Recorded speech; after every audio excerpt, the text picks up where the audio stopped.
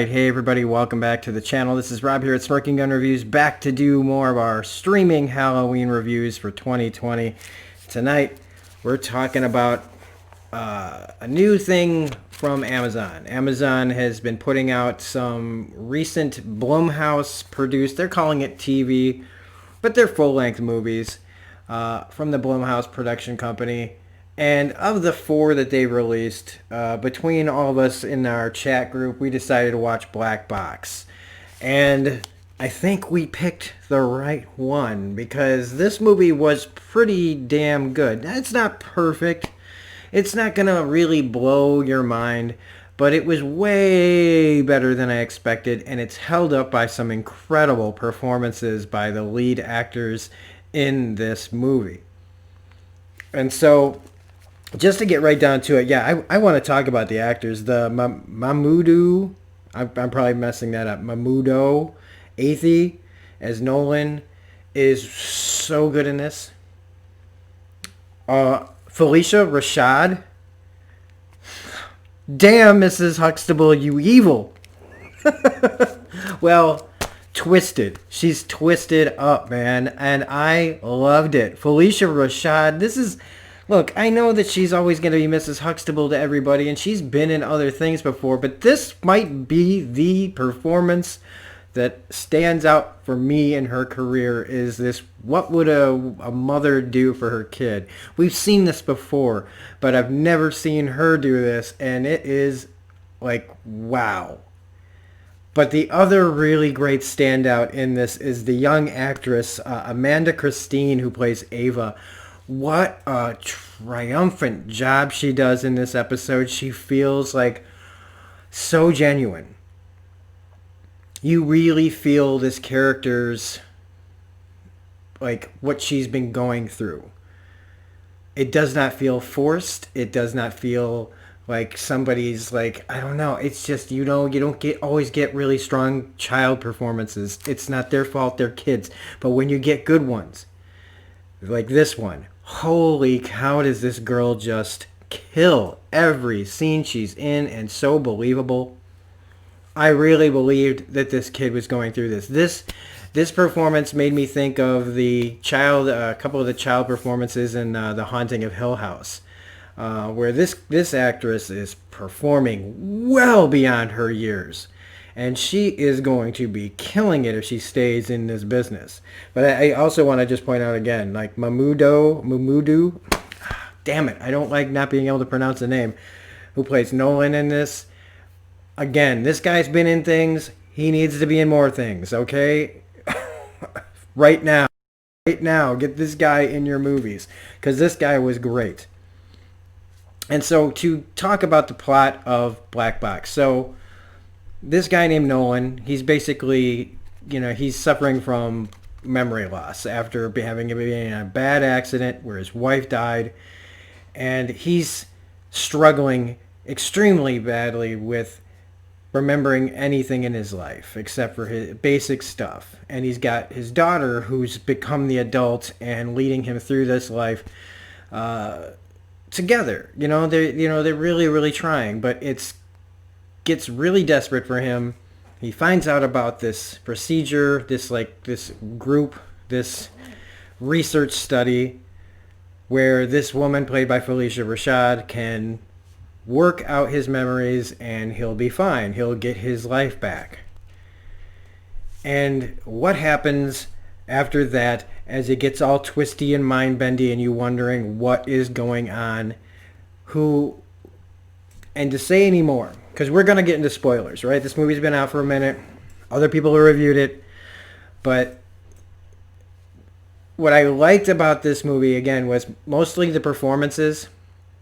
I also really liked the way that they did the memory machine. I liked that it was minimal. They weren't going for these, like, really broad and expensive and, like, just lots of CGI or anything like that. It was all just done really well for once. Like, you don't have to always have these grand looking things. It looked very clinical. It looked very medical. It looked very just regular, grounded science. And so really to just talk about this any further, if you have not seen Black Box, I can't recommend this any higher. It wasn't too long. It wasn't too short. Um, it's not scary. It's like a Black Mirror episode where it makes you go, oh shit, if that were ever to be possible, this, and in the wrong hands, this kind of technology could be used for a lot of bad things. And what Phylicia Rashad does in this is crazy. But see, even that saying what I've told you already is kind of a spoiler, right? So I did say there's a spoiler warning at the front of the video, but we got to get into it. We got to get into spoilers because Devra in the chat, in the live chat during the watch party, she like nailed this plot like when we were about right around the time everything gets revealed, because the twist doesn't happen at the end of this movie. The twist happens around the hour mark. Right around there, right before the hour mark. All of a sudden you know what's going on. And it was like, oh, we were coming up with lots of theories, all kind of similar. We all kind of talked it through, and Deborah just figured it out because apparently this is something that was in a season of The Ghost Whisperer. And, you know, if I had watched that show, I probably would have picked it out, figured it out too. But it was fun hole with everybody as we started to try to piece together what was really going on. But what's really going on is this guy Nolan is put in this machine where he takes your memories, puts them in this box, and turns it into a virtual world where your memories will come back to you and you will start to feel normal and you'll get your place back. You'll get all your memories back eventually. You'll just be you again. But what is happening in this, we find out, is that the person that's been walking around as Nolan isn't Nolan. What we find out is that the person that's been walking around is Phylicia Rashad's son, Thomas, who died. And she has been desperately trying to put his memories back together in another person's body to get him back. She wants her son back. She's been trying to figure out how to make it work, and it hasn't. She finally finds this guy who was in an accident. They say he was brain dead. And so she takes this guy and puts her son inside him, except he's been in there for a long time and he's not been able to come back. And she hasn't been able to get him into the study to get him all the way back. She kept hoping it would happen naturally, but it doesn't.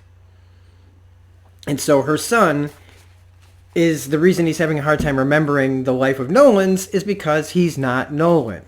And in his nightmares, he's seeing this broken man, which I was assuming was, see, my initial idea was that whoever was in the accident, like, somehow that was this broken man he was seeing, that Nolan was seeing somebody who died in the accident, and that was the version of him. But what we realized was that, and we were still wrong about this, but what happened was Thomas had an accident himself and died.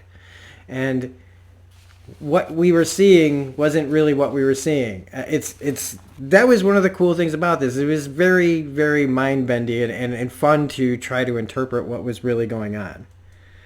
And I really didn't take a lot of notes because I was just having a good time watching it. But as you could tell, like, as Thomas was remembering, and we were all thinking it's Nolan, memories weren't adding up. The wedding didn't add up. The memories in his wedding was inside, but Nolan's memories of his wedding were outside. And even though when we were able to piece it all together, it was kind of like, oh, cool. It didn't take away from the jarring realization that really was what happened. She removed another person from their body to put her son's in. And then it became, what does this person, Thomas, do with that now that he's in full control of the body, which he ends up getting? He fights this broken man that he keeps seeing and ends up being able to take control. And so he gets all his memories back. It finally works. Phylicia Rashad's experiment finally works. But now this guy that's out, right, and still looks like Nolan, has to figure out what to do with his life. because in his real life, he was a piece of shit who beat his wife and his daughter. And the reason he died is because he was thrown down the fucking stairs by his wife for hitting his daughter. In these 2 years, though, he's been with Ava, this other girl, and sometimes he gets violent. But the daughter is such a sweetheart, and she's carrying on thinking it's not really my dad doing this, it's just the sickness. When it's really, no, well, it's a sickness, but it's not your dad's sickness, it's this other guy's sickness that is causing all this, him being an asshole. And so, but he cares about Ava. He doesn't want to hurt her. He realizes that he can't get a new body. What is he supposed to do? So he, gives the girl, this Ava, to Nolan's brother, who thinks that Nolan is still Nolan. And that was another great thing, that actor who played this. There were no like throwaway characters. It was a very small cast who takes him in, and everybody's trying to figure out, what is he doing? Why isn't he acting like himself? Why is he dumping his daughter on me all of a sudden?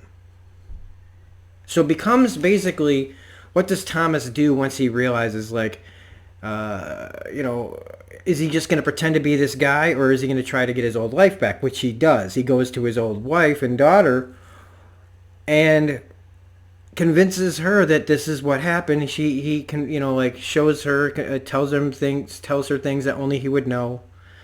And then, but almost immediately, once she understands what happened, he looks around and realizes that she's moved on in the 2 years. She has removed him from their lives by getting rid of pictures and things like that. And this does not sit well with him because she killed him. And he just immediately just can't hold on to it. And he has to leave there. She hits him over the head, and now he's on the run. And in the final conflict, right, he gets into his mom's chair again because he realizes that the broken man inside was really Nolan, and that Nolan wasn't really gone. That what his mother had told him was a bunch of lies. And in the end, it's a fight between Nolan and Thomas to fight for control of this body.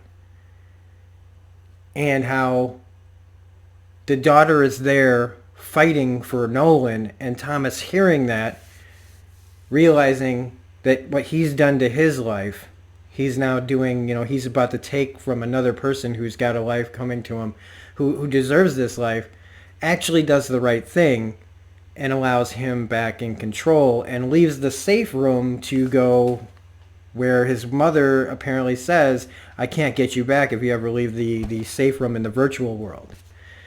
Letting Nolan have his life back and his memories. And he's actually fine. He's a little foggy, but he's not the way that they were making him out to be, how his mother made him out to be. And then, so you assume, because they basically rat her out, that Phylicia Rashad's character, that to the hospital, to the world, that she's been doing all this shit. But she still has her research, and she keeps her son in a backup of the black box, and at the end you see that she finds him again. Leaving it open for a sequel, but I don't think we'll ever get one or need one. I like that kind of ending, where it's just the day was saved, good won out, the person, that was doing the wrong thing did the right thing, yet there's still that lingering, it's not over for Phylicia Rashad's character. It might be over for Nolan and his family and his daughter and all that, and they're all good. But what's she going to do next? Who's going to be her next victim? Will she start picking up people off the streets, trying to implant her son into just about anybody to see if it would work? There's all sorts of rabbit holes you could go down. But I don't think this movie needs a sequel. I think it's fun to just speculate on what these characters might do with themselves. But it really was a quick hour 40. I highly recommend checking this movie out if you've got Prime. These are the kind of movies that would be, to me, would be considered sleeper hits, but they would not, without stars or anything like that, this movie probably wouldn't make a lot of money at the theater. So it's good that Amazon is making these movies in-house and releasing them in-house on Prime. And then maybe they can just release it on DVD and Blu-ray for a wider audience and maybe pick up steam. Because this feels like one of those movies that'll be talked about and get cult status. Because it was really good. This was a really good episode of Black Mirror that wasn't Black Bear. So anyway, that's Black Box. I really enjoyed watching it. We really had a good time talking about it in the chat. This Friday, the next watch party and review we're going back to 1991, and we're going to be watching and reviewing The Addams Family, starring Raul Julia, Angelica Houston, Christopher Lloyd, Christina Ricci. Ooh boy, I haven't seen this one in a long ass time. And then on Saturday, Gino Reynolds from The Real Gino returns to the channel and the watch party reviews, where we're going to be watching 1985's Fright Night.